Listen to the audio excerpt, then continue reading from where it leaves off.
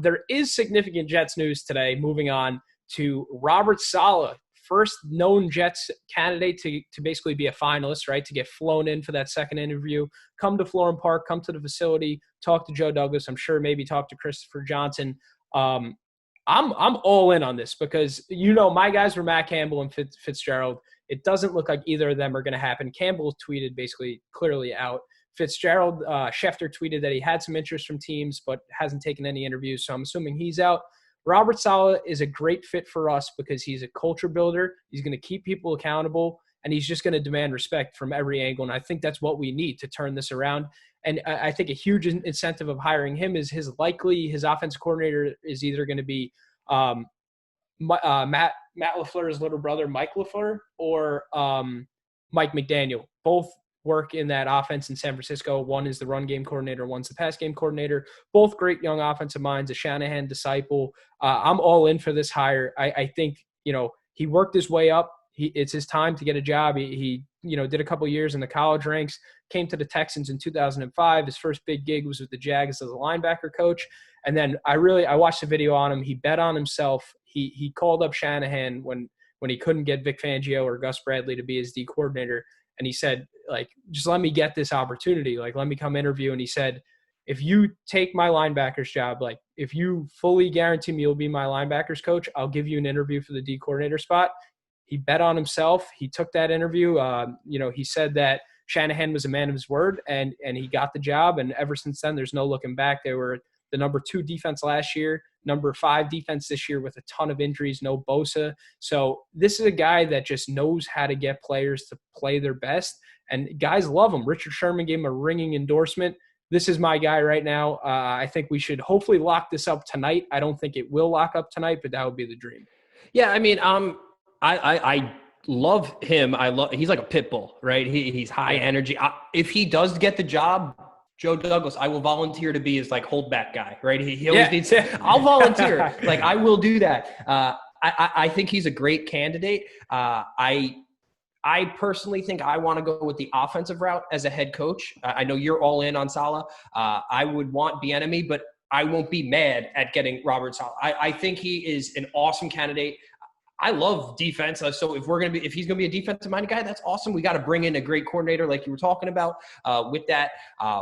I think personally, I'm still on Bieniemy. We'll see how it shakes out, but I will not be mad at this hire if they were to hire Saleh.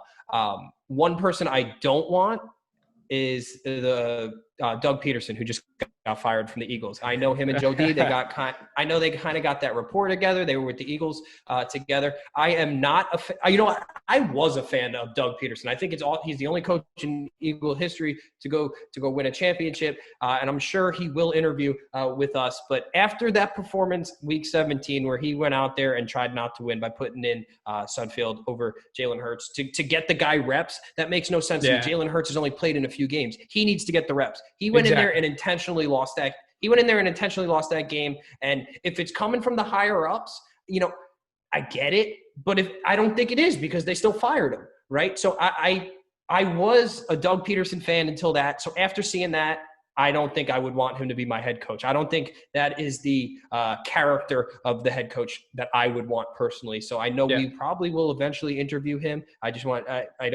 I don't know how it's going to shake out, but I just wanted it out there that I do not want Doug Peterson after that Week 17 performance. I can see that. I just want a fresh face. I think Joe Douglas is going to come in here. I don't think he's going to want to connect himself to all his old colleagues. He's going to want to set the culture of this, this franchise the way that he wants to, how he envisions it.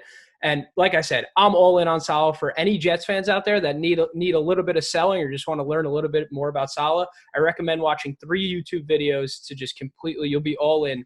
First video, it's him on the sideline. It's a 2-minute just hype video of his reactions to big stops, like on 4th and 1 on the goal line. It's just him going nuts, like you said, getting held back. He's just a beast. That's the first thing. Second thing, great video. It was like a news broadcast a year or two ago. It's basically about his journey. He started off in corporate America, and his brother was in the second tower of 9/11, right? And he was his brother ended up living, and he's like, his life could have ended right there. You know what I mean? And is this what I love doing in life? Like if my life were to end tomorrow, and like that just show, he's so passionate about the game. He's like, I can't be chasing money. I need to chase my dream. And like, this is a guy that just breathes football. You know what I mean? Like this is what we need. And then the third video that I really enjoyed watching of Robert Saleh, and I feel like he gave a good glimpse into his personality. They asked him about, how the Seahawks offense is always so prolific with the defensive head coach. And he just said, it's all about, the everyday, like just setting that tone every single day, holding people accountable. And like, I feel like I'm listening to someone preach, you know what I mean? It's music to my ears. And this is a guy that I think we could all get behind and this team could be unified under. Yeah, I definitely think he's the spark plug type guy who will get the guys going. And maybe we need that. Maybe we need that little kick in the butt there. He's going to be a tough coach. But they're going to love playing for him, I think. If so, you know what? I'm all right with getting him. I know he's your number one. He is your guy.